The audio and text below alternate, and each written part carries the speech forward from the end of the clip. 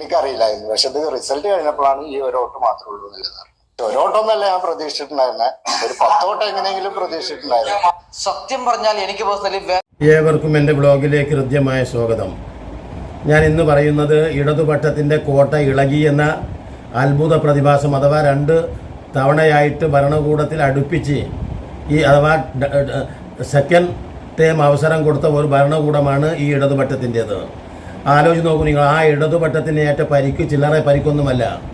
എന്തുകൊണ്ടാണ് ആ പരിക്ക് പറ്റിയത് എന്ന് ചോദിച്ചാൽ, ജനങ്ങളെ നോക്കൂ, ജനങ്ങളുടെ തൊഴിലാളികളാണ് യഥാർത്ഥത്തിൽ ആര്? ഈ പറയുന്ന ഭരണകൂടവും ഉദ്യോഗസ്ഥന്മാരും. പ്രവാചക വചനം എടുത്ത് ഉദ്ധരിക്കുകയാണ് ഞാൻ. സയ്യിദുൽ ഖൗമു ഖാദിമുഹു എന്നൊരു വചനം തന്നെ പഠിപ്പിക്കുന്നുണ്ട്. യഥാർത്ഥത്തിൽ ജനനേതൃത്വം അവരുടെ സേവകന്മാരാണ്. ആ സേവകന്മാരായിട്ടുള്ള ജനങ്ങളെ ഈ പറയുന്ന 10 കൊല്ലം കൊണ്ട് അങ്ങേയറ്റം എന്താ പറയുക, പൊരിവെയിലാക്കി നിർത്തിയിട്ടുള്ള, നോക്കൂ, പൊരിവെയിലിൽ മാത്രമല്ല വറചട്ടിയിലേക്ക് എടുത്തെറിയുന്ന ഓരോ പ്രവൃത്തിയും അങ്ങേയറ്റം വേദനിപ്പിക്കുന്ന സംഗതിയാണ്.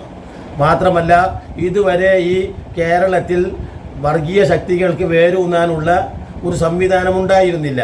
പക്ഷേ അതുപോലും ഈ പറയുന്ന കേരള മുഖ്യമന്ത്രി പിണറായി വരുത്തി കൊടുത്തു. എങ്ങനെ? സംഘികളുമായിട്ടുള്ള കൂട്ട് പരോക്ഷമായിട്ടും പരസ്യമായിട്ടും അവരോട് വളരെ അഴകുഴമ്പൻ നയങ്ങൾ സ്വീകരിച്ച് നിരപരാധികളായ മുസ്ലിം ചെറുപ്പക്കാർക്കെതിരെ കേസെടുത്തു. അതോടൊപ്പം തന്നെ വർഗീയ വിരുദ്ധ നിലപാട് സ്വീകരിച്ചതിൻ്റെ ഒറ്റ കാരണത്താൽ രാഹുൽ ഈശ്വറിനെ കേസെടുത്ത് ഇരുമ്പൈക്കുള്ളിലാക്കി എന്ന് വേണ്ട എല്ലാ മേഖലയിലും ഉപ്പുവെച്ച നിലം പോലെ എന്താ പറയുക വൃത്തികേടാക്കി കടബാധ്യസ്ഥരായി ഇനി അവർ ഇറങ്ങിപ്പോകും. അപ്പം ഞാൻ ആലോചിച്ച് നോക്കൂ, അതുകൊണ്ട് തന്നെയാണ് ഈ തദ്ദേശ സ്വയംഭരണ സ്ഥാപനത്തിലേക്ക് നടന്ന, അഥവാ ത്രിതല പഞ്ചായത്തിലേക്ക് നടന്ന തെരഞ്ഞെടുപ്പിൽ വലിയ കോള് തന്നെയാണ് ജനങ്ങൾ ഈ ഇടതുപക്ഷ ഭരണാധികാരികളുടെ എന്ന് പറഞ്ഞ് LDFന് കൊടുത്തത്. അതുകൊണ്ടാണ് മത്സരിച്ച ഏതോ ഒരു പഞ്ചായത്തിലെ എനിക്കറിയില്ലായിരുന്നു. പക്ഷെ ഇത് റിസൾട്ട് കഴിഞ്ഞപ്പോഴാണ് ഈ ഒരു വോട്ട് മാത്രമേ ഉള്ളൂ എന്നുള്ളത്. ഒരു വോട്ടൊന്നല്ല ഞാൻ പ്രതീക്ഷിച്ചിട്ടുണ്ടായിരുന്നെ, ഒരു 10 വോട്ട് എങ്ങനെയെങ്കിലും പ്രതീക്ഷിച്ചിട്ടുണ്ടായിരുന്നു. സത്യം പറഞ്ഞത് എനിക്ക് എൻ്റെ ഭാര്യ പോലും വോട്ട് ചെയ്യാത്ത വണ്ണം ആകെ ഒരേ ഒരു വോട്ട് മാത്രമാണ് എനിക്ക് ആലോചിച്ച് നോക്കൂ, എൻ്റെ വാർഡിൽ കിട്ടിയത്. കാരണം എൻ്റെ കൂടെ ഒരു 10-20 ആളുകൾ ഉണ്ടായിരുന്നു, CPM പ്രവർത്തകർ, ഇടതുപക്ഷ പ്രവർത്തകർ. സാധാരണ രീതിയിൽ എങ്ങനെയായാലും ഒരു 5-8 ആളെങ്കിലും കൂടെ നടക്കാനുണ്ടാകും. നമ്മൾ ഈ പറയുന്ന വോട്ടർ ലിസ്റ്റ് കൊടുക്കാനും അതോടൊപ്പം തന്നെ ബൂത്തിൻ്റെ ലിസ്റ്റ് കൊടുക്കാനും വോട്ട് അഭ്യർത്ഥിക്കാനും ഒക്കെ ആയിട്ട് സ്ഥാനാർത്ഥി മാത്രമല്ല വീട്ടിൽ വന്ന് കയറാറ്. കാരണം കൂടെ ഒരു 5-6 പേര് മിനിമം ഉണ്ടാകും. സാധാരണ സ്വതന്ത്ര സ്ഥാനാർത്ഥിക്ക് പോലും ഉണ്ടാകും അങ്ങനെ. ഇവിടെ മലപ്പുറം ജില്ലയിലൊക്കെ BJP വളരെ പിന്നിലാണെങ്കിൽ പോലും ആ BJP സ്ഥാനാർത്ഥിക്കൊപ്പം കേവലം ഒരു 2-3 ആളെങ്കിലും കാണും. അപ്പോൾ എന്നതുപോലെ LDF ഈ രാജ്യം ഭരിക്കുന്ന ആ ഭരണകൂടത്തിൻ്റെ പ്രതിനിധികൾ എന്തായാലും ഒരു 10 ആളിൽ കുറയാതെ തന്നെ ഈ പറയുന്ന എല്ലാ വാർഡുകളിലും അവർ ചുറ്റിക്കറങ്ങാറുണ്ട്. 1ഉം 2ഉം 3ഉം ഘട്ടമായിട്ട് തന്നെ അവർ വരും. പക്ഷേ ആലോചിച്ച് നോക്കൂ, ആ ഇടതുപക്ഷത്തിൻ്റെ ആ കൂടെ നടന്ന ആളുകൾ പോലും തന്നെ ചതിച്ചു എന്ന സങ്കടപൂർവ്വമുള്ള ഒരു വാക്കുകളാണ് ആ സ്ഥാനാർത്ഥിയുടെ വായിൽ നിന്ന്. വായ ചിരിക്കുന്നുണ്ടെങ്കിലും കണ്ണുകളിൽ നിന്ന് കണ്ണുനീരാണ് പൊടിഞ്ഞുകൊണ്ടിരിക്കുന്നത്. നമ്മളെല്ലാവരും കണ്ടല്ലോ. സെക്രട്ടറിയുടെ വാർഡിലാണ് 2 സ്ഥാനാർത്ഥികളുണ്ട്. അവിടെ ജമാഅത്തെ ഇസ്ലാമിക്ക് കൂടുതൽ വോട്ടുകളുണ്ട്. ആ വോട്ടുകൾ അവിടെ CPMന് കൊടുക്കും. ഇവിടെ CPMന് കാലങ്ങളായിട്ടുള്ളതാണ്. എത്ര ഇത് മത്സരിച്ച് കഴിഞ്ഞാൽ 120 വോട്ട് LDFനുണ്ട് 1ാം വാർഡില്. ആ 120 വോട്ട് ഇവിടെ സിദ്ദീഖിന് കൊടുക്കാൻ എന്തോ എന്നുള്ളത് നെട്ടല് വരേണ്ട ആവശ്യമില്ല. കാരണം അവിടെ LDFന് വേണ്ടിയിട്ട് ആരും വർക്കിന് ഇറങ്ങിയിട്ടില്ല. പിന്നെ നെട്ടേണ്ട ആവശ്യമില്ലല്ലോ. സ്വാഭാവികമായിട്ടും അത് തോൽവിയിലേക്ക് എത്തുന്ന അറിയാലോ. പക്ഷെ ഒരു വോട്ടൊന്നല്ല ഞാൻ പ്രതീക്ഷിച്ചിട്ടുണ്ടായിരുന്നെ, ഒരു 10 വോട്ട് എങ്ങനെയെങ്കിലും പ്രതീക്ഷിച്ചിട്ടുണ്ടായിരുന്നു. ഞാൻ പറയുന്നത് അദ്ദേഹത്തിന് ചിരി അങ്ങനെ അഭിനയിക്കുകയാണ്. നമ്മൾ പറയുമല്ലോ, സാധാരണ സൈക്കിളിൽ നിന്ന് വീണ കുട്ടി ചിരിക്കാറുള്ളത് പോലെ അങ്ങേയറ്റം പ്രയാസമാണ്. കുറെ പൈസയും ചെലവാണ്. എന്തു തന്നെ ആയാലും എനിക്ക് തോന്നുന്നു ഒരു LDF സ്ഥാനാർത്ഥിയൊക്കെ ആ മത്സര രംഗത്ത് വന്ന് ചെലവായി മിനിമം ഒരു 50,000 ഉറുപ്പിക എന്തായാലും കെട്ടിവെച്ച കാശ് ഉൾപ്പെടെ വന്നിട്ടുണ്ടാകും. അദ്ദേഹത്തിന് തോൽവി ഒരു സംഗതിയൊന്നുമല്ല. ഇപ്പം ഈ ഇടതുപക്ഷം പറയുന്നുണ്ട് ഞങ്ങൾ മിക്ക സ്ഥലങ്ങളിലും സെക്കൻഡ് സ്ഥാനത്താണ്. സെക്കൻഡ് സ്ഥാനം എന്ന് പറഞ്ഞാൽ എന്താ നമ്മൾക്ക് വിചാരിക്കുക? സെക്കൻഡാണ്, ഫസ്റ്റ് കിട്ടിയിട്ടില്ല എന്നല്ലേ ഉള്ളൂ.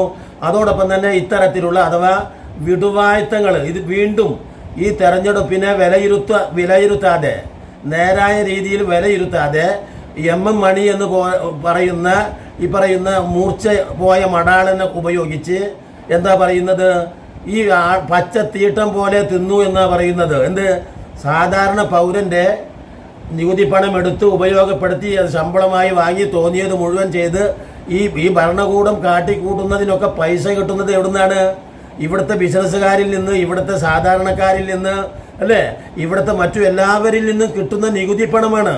ആ നികുതി പണമൊക്കെ കൈകാര്യം ചെയ്യാൻ പോലുമുള്ള കഴിവില്ലാതെ അത് മുഴുവനും സ്വന്തം കാറ് വാങ്ങി നോക്കൂ. 2-2.5 കൊല്ലമാകുമ്പോഴേക്കും മുഖ്യമന്ത്രിക്ക് കാറ് മാറ്റുന്ന ഒരു ഗതികേട്.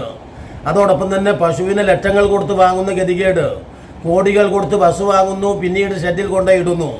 ഇങ്ങനെ പാഴാക്കിക്കൊണ്ട് മാത്രമല്ല മുറിവീടിയിൽ കട്ടൻ ചായയും കുടിച്ച് നോക്കൂ കഴിഞ്ഞുകൂടണം എന്ന് പറയുന്ന ഒരു പ്രസ്ഥാനത്തിൻ്റെ നോക്കൂ ആളുകൾക്ക് അധികാരം കിട്ടിയപ്പോൾ അവർ എത്രമാത്രം അഹങ്കാരത്തിലെത്തിയിരിക്കുന്നു നമുക്ക് കാണാതിരുന്നുകൂടാ. ഞാനൊക്കെ ഒരു ഇടതുപക്ഷ അനുഭാവിയായിരുന്നു യഥാർത്ഥത്തിൽ. ഇത്തരത്തിലുള്ള ഈ മുഷ്ക് നിറഞ്ഞ കഴിവുകെട്ട പ്രവൃത്തി, അഥവാ മുഷ്ക് ഒരു ഭാഗത്ത് കഴിവുകേട്, ഒരു ഭാഗത്ത് അഹങ്കാരം, ഒരു ഭാഗത്ത് ലാഭത്തിന് വേണ്ടി ആരെയും കൂട്ടുപിടിക്കുക, തികച്ചും നോക്കൂ നാറിയവനെ പേറിയാൽ എന്ന് പറയുന്നത് പോലെ അങ്ങേയറ്റം വർഗീയവാദിയായ വെള്ളാപ്പള്ളി നടേശനുമായിട്ടുള്ള കൂട്ടുകെട്ട് ആലോചിച്ച് നോക്കൂ. ഇതൊക്കെ കൂടെ മാത്രമല്ല നിസ്സാര പ്രശ്നത്തിന് പോലും മുസ്ലിം ചെറുപ്പക്കാരെ തടവിലിടുക, അവർ വിദേശത്തേക്ക് പോകുമ്പോൾ അവരുടെ എന്താ പറയുക അവർക്കെതിരെ ധാരാളം കേസുകൾ ചുമത്തിയാൽ നോക്കൂ വളരെ പ്രതീക്ഷയോടുകൂടെ തങ്ങളുടെ മക്കൾ വിദേശത്തെത്തി ഇവിടെ ജോലിയില്ലാത്തത് കൊണ്ടല്ലേ നമ്മൾ വിദേശത്തേക്ക് പോകുന്നത്. ആ വിദേശത്തേക്ക് പോകുന്നതിന് വേണ്ടി പോലും പെറ്റി കേസുകൾ